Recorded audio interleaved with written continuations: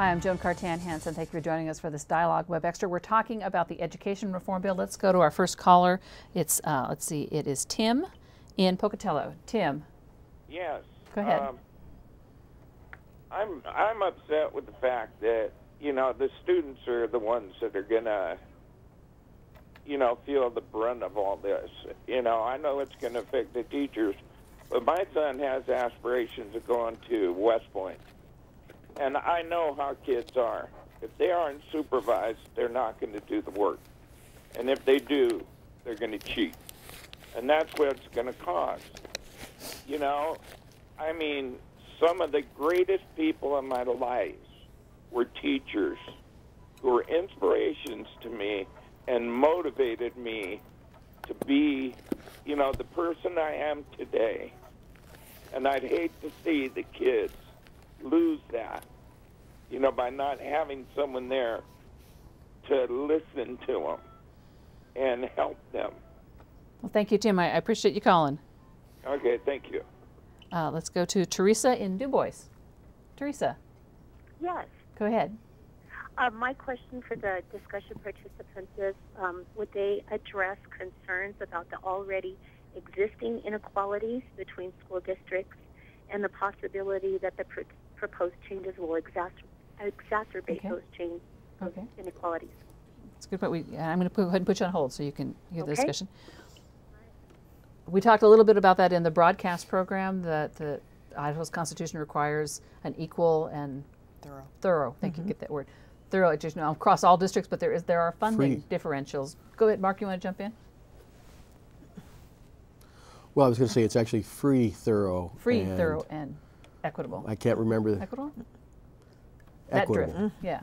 System, and it is a very difficult problem to address, because the you know, we get a statewide dollar, and then we have whatever local resources available to us.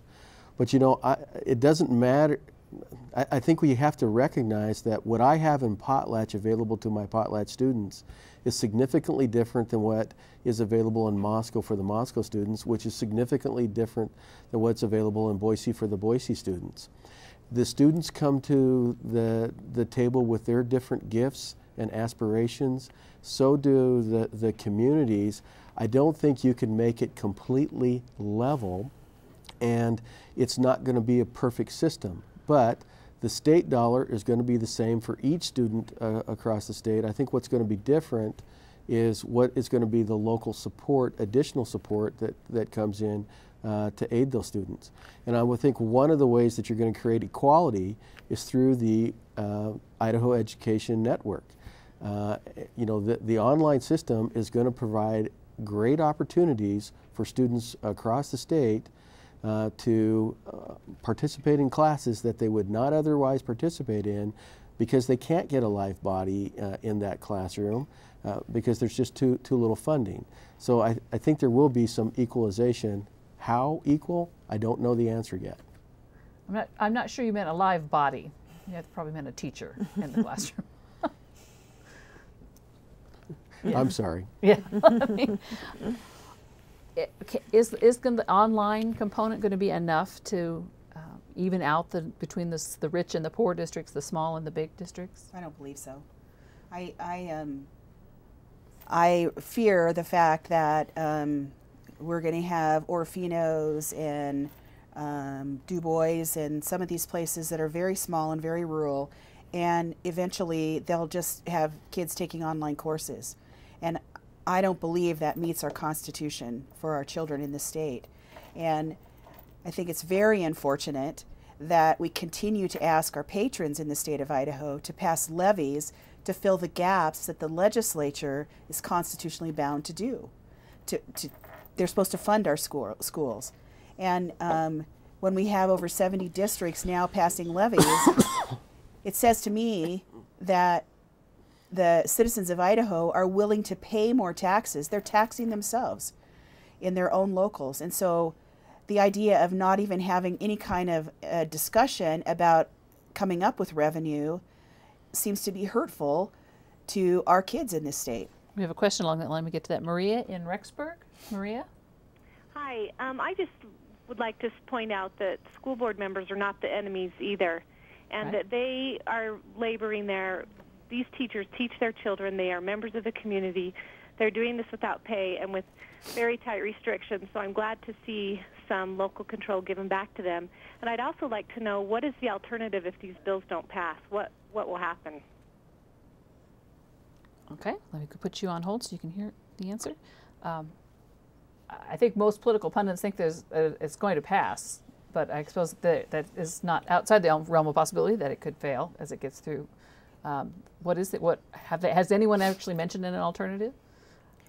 No one's mentioned an alternative. I think the only thing that's been talked about is that we would stay with the system we're in, but obviously there would have to be a cut to that system, and how deep that cut is and what that cut looks like, I think would be anybody's guess at this point in time. So there's a cut to the system. There's going to be a cut regardless. There's going to be a cut to the system regardless. Whichever system we go to. That's correct.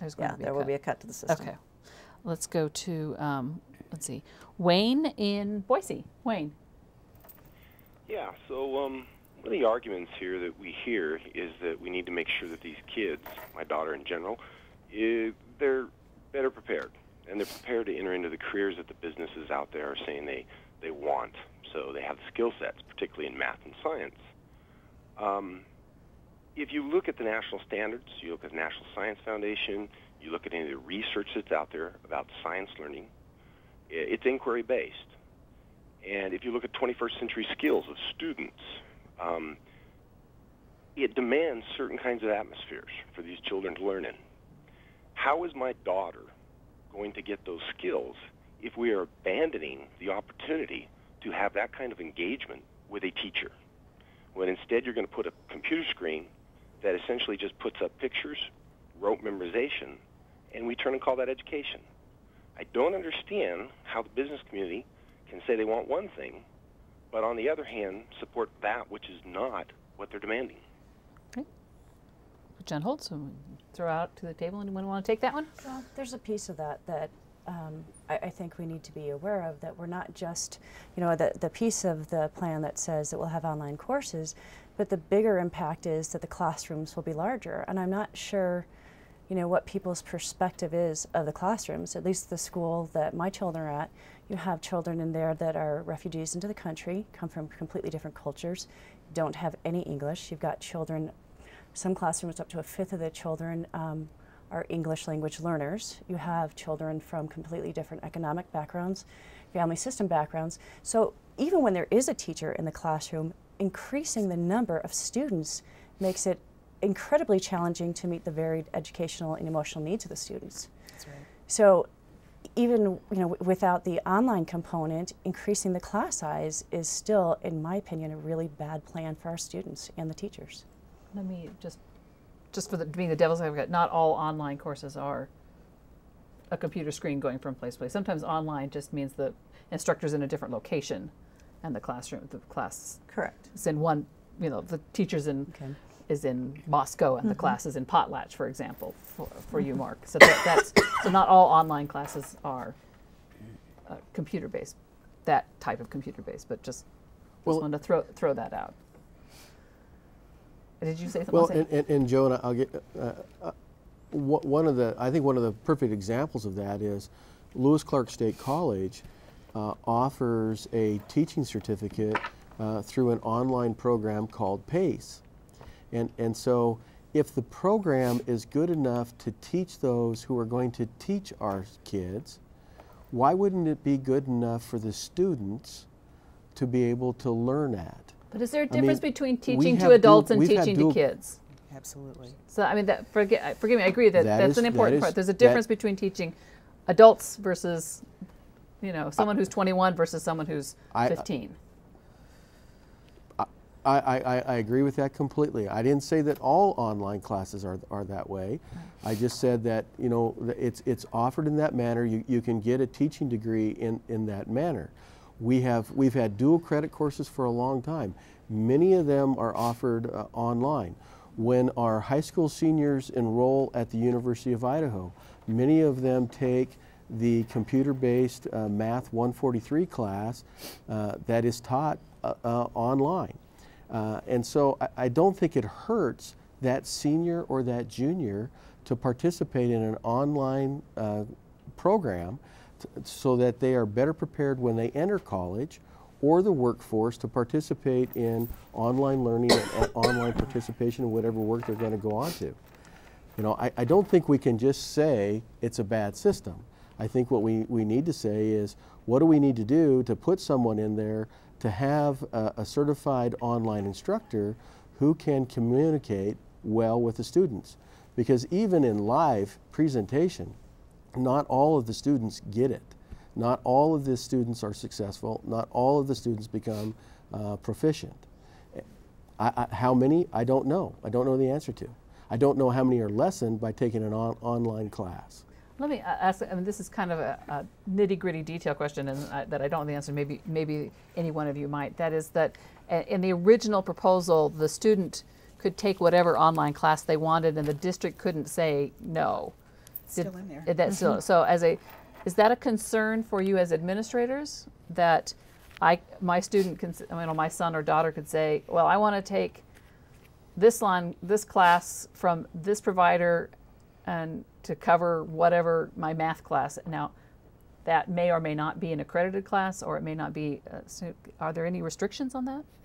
What I hear from teachers is there's a lot of concern is that if the district doesn't have any oversight as to, which kid's taking what class, a group of kids may decide they're going to take the English class that Mrs. Jones is teaching online, and then they've employed Mrs. Jones and she only has 3 students in her classroom. And so that's really the reason why the district needs to have some oversight over that, so that they can schedule classes, make sure that they have kids in those classes. And it can happen the other way, where kids decide not to take an online course, and so there's 40 kids in a classroom. Okay. I was just curious, because that was one part that I thought was an interesting part of the technology piece. That and Joan, I would like to clarify that the 4 credits that they have to take can be prescribed by the school district. So okay, the so they can say it has to be an English class or it has to be a math class. And it has to be something that the school district says, these are the classes that the students can take for the 4 credits. Okay, now, so anything above and beyond that would be at the student's choice. But I do have a tendency to agree with Sherry there that there could be some scheduling problems with some of those other classes, and in the smaller school districts, whether or not you can get all the kids in that computer lab or whatever it may be. So, but the 4 are prescribed by the district. Sorry to take us on a little side tangent. There was one of those that kind of slipped through the works. We got one more phone call to take. Stephanie in Caldwell. Stephanie. Hello. Hello. Go ahead. I'm concerned losing my master contract rights. Mm-hmm. What it invites, and I'll give you a real-life situation that's happening right now. I am the CEA president of Caldwell, and right now I'm being harassed by my superintendent and my building principal. This is what it invites, and I'm afraid for my job right now. Okay. And I'd like to know how everybody feels about this. Well, we have to, for obvious reasons, we don't know all of the particulars of your situation, so we're going to have to try and take it on a little broader, less personal aspect, if you don't mind, because there's not much we can do. But so let me ask it in a more, if I may, Stephanie, in a more broad question.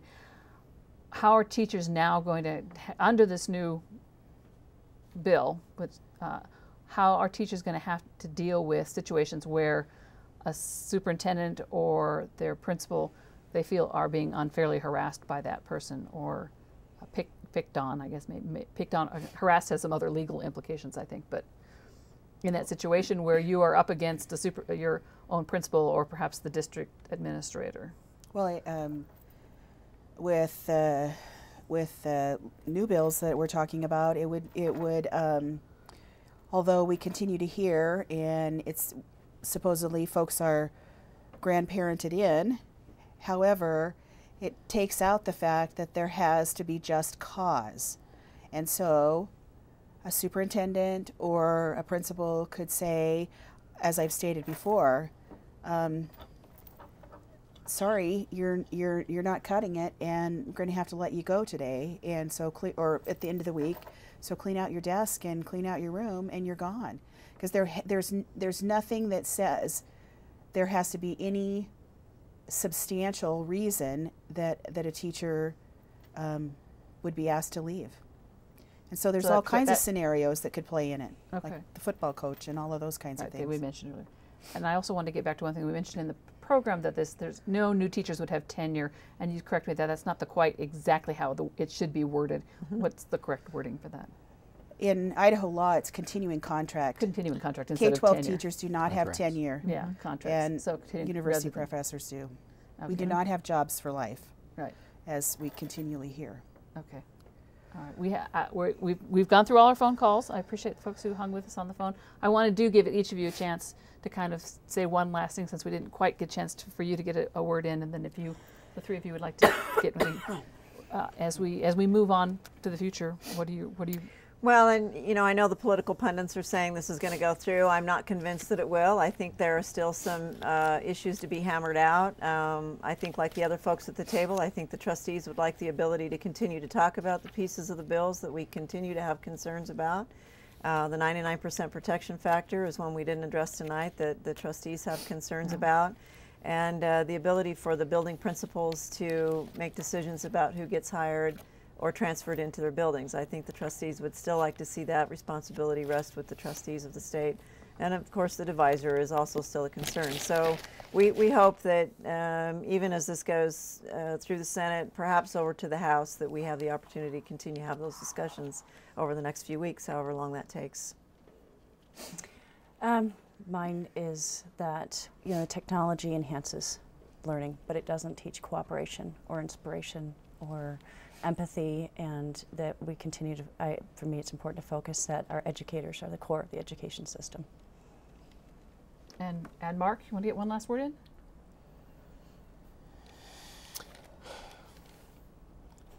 No, I don't. Thank you. You're very kind. Well, I appreciate you taking the time to either know. Sherry, before you get your last word, I want to, the teachers are not the only unionized workforce that are being challenged. This legislation, a bill's going to be printed tomorrow that would challenge the right for collective bargaining for police, fire, any public sector employee. So that teachers are not alone in this particular bill. That bill gets introduced tomorrow, which would be Friday. That's correct. That's correct. This bill targets all of these bills, as far as I'm concerned, and as far as teachers are concerned, targets middle-class people, hardworking people that really are the backbone of our state and need a voice in their profession. And it makes no sense to us to take that away. And now it appears that Mr. Luna's bills wasn't good enough, that we want to make sure that we take that right away from all of the working people in Idaho, and so that they can, I guess, beg for